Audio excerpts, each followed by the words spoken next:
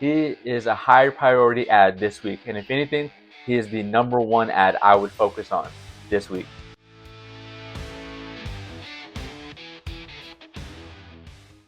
Welcome back to Rivercity Rundown. It's time for your waiver wire pickups heading into week number 5. This week we've got a must-add running back, a valuable tight end, and a quarterback that you can stream this week with bye week starting in week number 5. Make sure you're following me on Instagram at rivercity_rundown for more fantasy football content. Now let's jump into it. And the third running back that I think you should consider picking up this week is Kendre Miller, the running back from the New Orleans Saints. Now yes, this is another handcuff running back to Alvin Kamara, who as of right now at the time of this recording is healthy and the number one starting running back. But Alvin Kamara is 30 years old now, and he has a history of being injured towards the later part of the season.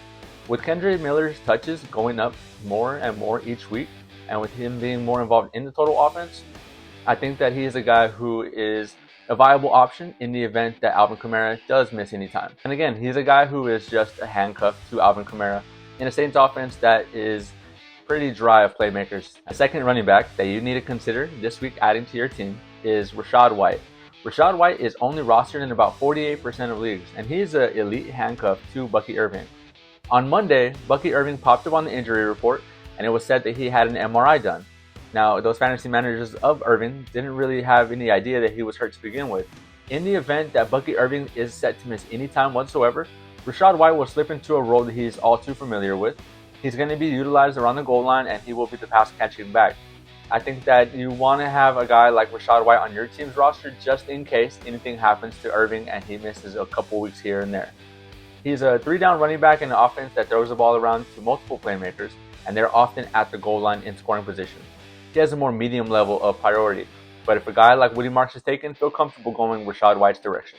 And the number one priority that you need to add on your team this week is Woody Marks, the running back out of the Houston Texans. Woody Marks is only rostered in 33.2% of leagues right now, and it's hard to come by some starting running backs at this point in the season. But he's going to handle a bulk of the workload from the looks of things, and it's worth adding him to your team's roster with the hopes of playing him if the matchup does fare well. Nick Chubb is currently still going to be involved, but you can just tell that Woody Marks is a change of pace running back that the Texans obviously feel comfortable with, and they are going to continue looking at him in the passing game as well. I would say that he could be the new RB1 in Houston, and he is going to be a guy who you want to have in the event that you have a running back out due to injury or because the bye week started. He is a high priority ad this week, and if anything, he is the number one ad I would focus on this week. And switching the tempo over to some wide receivers that I think you should at least give some consideration to adding to your team via waiver wires this week. At the number 3 spot, I've got Marvin Mims Jr. He's rostered in just over 21.5% of leagues through ESPN, and right now this Denver offense is beginning to focus more on spreading the ball around to different receivers, and they're getting all their guys involved in the offense. Now, after Mims did have a slow start to 2025, he's beginning to find his role and what it means in this offense. And I think that he is going to be a guy who's continued to see targets. He's also in motion more than any of his receivers on his team. He's a big play threat, and if he can be anywhere from 15 to 20% of a target share on a weekly basis, you have to consider him as a formidable wide receiver 3 option. Now, he's not going to be startable just yet. He's more of a stash consideration. However, he could end up finding his footing as he did towards the end of last year. I think that his priority level should be right around a medium to low. At number 2, I've got Wan'Dale Robinson, wide receiver from the New York Giants. Now, unfortunately, Malik Neighbors tore his ACL in last week's game against the Chargers, and somebody on this team is going to have to step up. With the next man approach, I do expect for Robinson to fill that massive void that Neighbors leaves behind. And I think that he is going to be a guy who, Jackson Dart can go to when needed to pick up those short intermediate routes. He obviously has Theo Johnson. You've got Cam Scatterboo coming on really nicely. I do think that it's going to be on these kinds of guys to step up and make this offense go. Neighbors was unquestionably the number 1 guy on this team and one of the top 5 receivers in the whole league.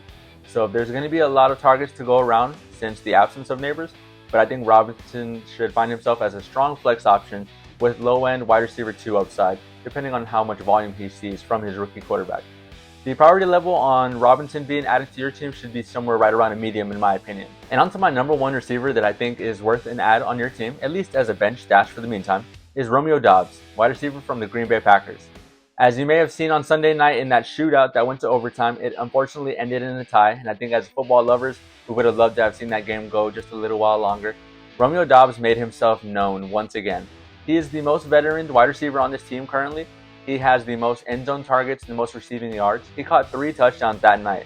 Now, although the yardage didn't look too flashy, he was by far Jordan Love's #1 target in the receiving game.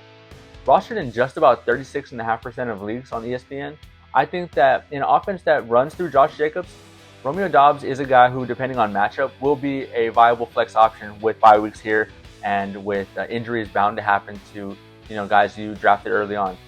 Romeo Doubs is not going to be a guy who gets you a consistent 15 to 20 points, but depending on matchup, I think you can comfortably slide him in and expect for him to produce in the touchdown department of things. I've got 3 guys I think you should really consider adding to your team, and they're all viable options as a streamer. At number 3, I've got Jackson Dart, the rookie quarterback from the New York Giants. In the game against the Chargers, Dart rushed 10 times for 54 yards and a touchdown. Although he only had just over 100 yards throwing the ball through the air, he was showing that he is a threat on the ground. He has some wheels to him, and I think that going forward, he's going to continue to use that as an asset. I do expect Dart to be somewhere right around that 15 to 19 point per game range. As a rookie, I think that's more than enough. He did just lose his best receiver, but I think that having that dual threat capability is something that's valuable in fantasy. Depending on the type of league you're in, I do expect Jackson Dart to be at least a worthwhile consideration. I've got him at number 3 on this list. My second guy at the quarterback position to stream this week in week 5 is Carson Wentz, the quarterback of the Minnesota Vikings. Now, Wentz may have lost a little bit of his athleticism because of some injuries that derailed his career for a little while, but he has not lost the gunslinger mentality. Now, in a Minnesota offense where playmakers are there and more than enough to go around, he's going to spread the ball around often to Jefferson, Addison, Hockenson, and then you've got Jordan Mason in the backfield. With Addison and Jefferson, that's one of the best 1-2 combos at the receiver position. You've got Hockenson, who is known to be a vertical threat when deployed correctly, and then Jordan Mason is a wrecking ball behind him in the backfield.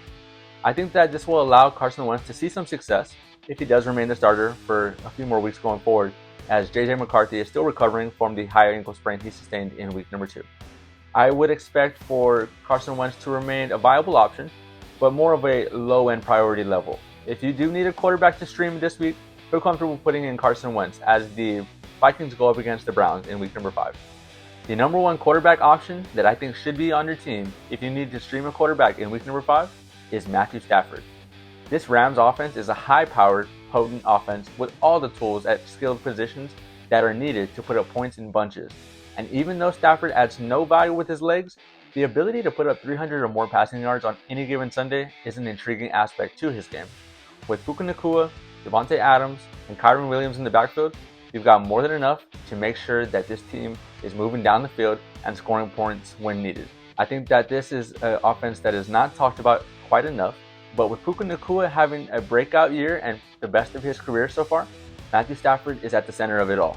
And if you by chance have Puka Nacua on your team, I think the Stafford-Nacua stack is going to be deadly the rest of this year. I think that you should add him before people catch on. The priority level to adding Stafford to your team is medium to high.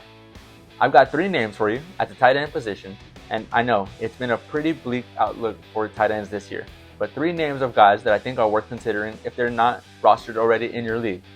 At number 3, Theo Johnson, the tight end from the New York Giants. With the rookie quarterback, a tight end is their best friend, right?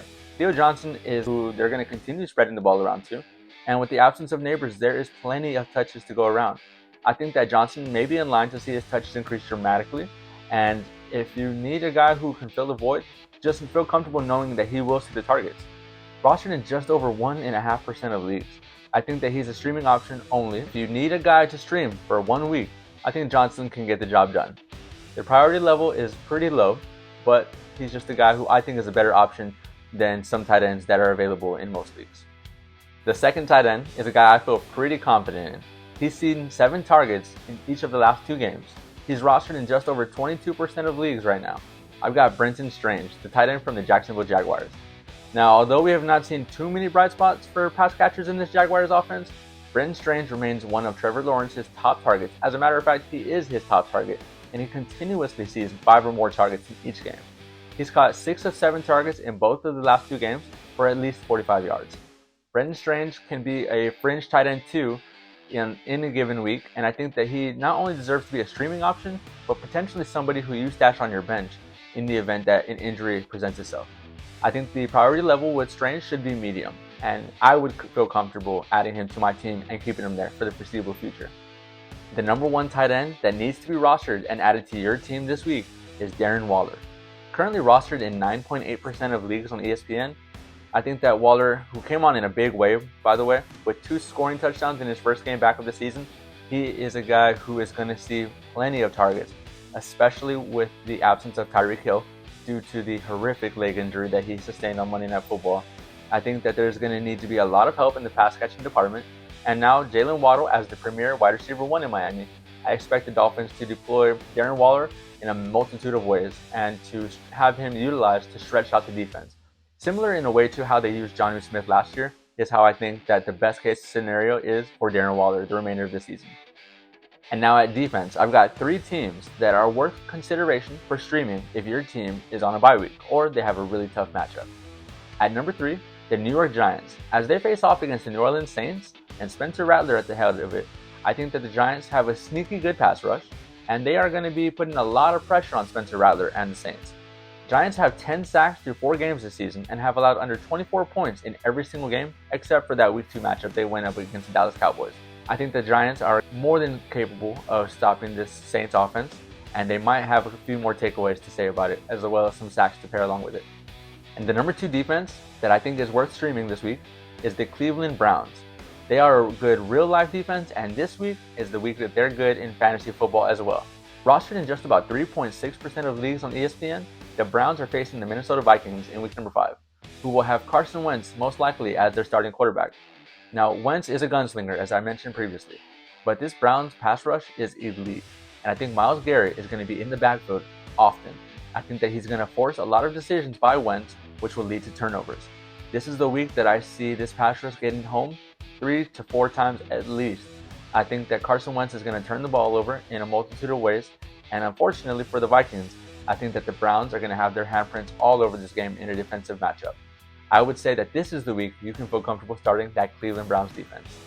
My number 1 streaming defense this week is the Kansas City Chiefs as they face off against the Jacksonville Jaguars on Monday Night Football. Rostered in just about 13.2% of leagues on ESPN, they're facing the Jacksonville Jaguars, who have looked like they're struggling. Jags are 3-1, but they do not look like a 3-1 team. I think they get exposed this week against the Kansas City Chiefs, and I do expect Trevor Lawrence to throw another interception. He's already thrown a pick in 3 out of the 4 games to start the year. I think that the Kansas City pass rush is a sneaky pass rush, and with Chris Jones as the unsung leader of this Chiefs defense, I do see him being in Trevor Lawrence's face often, leading to multiple turnovers this week. And now to recap a little bit of the priority rankings that I have for the people I've mentioned in this episode. If you had only one claim, the guy I'd go after by far is Woody Marks. I think you can feel comfortable picking up Woody Marks if he is available and having him on your team, as the outlook with Joe Mixon is pretty bleak. I think that Woody Marks is going to be the featured running back in this Texans offense, and Chubb will be there, but Marks just has a change of pace offense, and I think that the Texans see that. I would say that it's not long until he takes over most of the duties and handling the bulk of the load. Going number 2, I would choose Darren Waller at the tight end position, which is another position that has been pretty slim in terms of finding talent. Then I'd go at number 3, Wan'Dale Robinson, to fill the void of Malik Neighbors in this Giants offense. Number 4, Rachaad White has nothing less than a handcuff to Bucky Irving, and if he is set to miss time this week, he can have a really dramatically increased role as they go up against the Seattle Seahawks. And at number 5, Romeo Doubs, a guy who has some wide receiver 3 flex upside if the matchup calls for it. Now please let me know who your number 1 waiver wire pickup is going into week number 5. Drop it in the comments. Let's talk some ball. That wraps up the waiver wire pickups heading into week number 5. This week's top waiver wire pickup is Woody Marks. Do not let him slip through or you'll be regretting it later. If you enjoyed the episode, follow Rivercity Rundown on Instagram at Rivercity_Rundown for more fantasy football content and updates. And don't forget to subscribe wherever you're listening. On the next episode, we'll be talking about my matchup previews going into week 5 and which ones I think you should highlight and keep a close eye on. I'll see you then.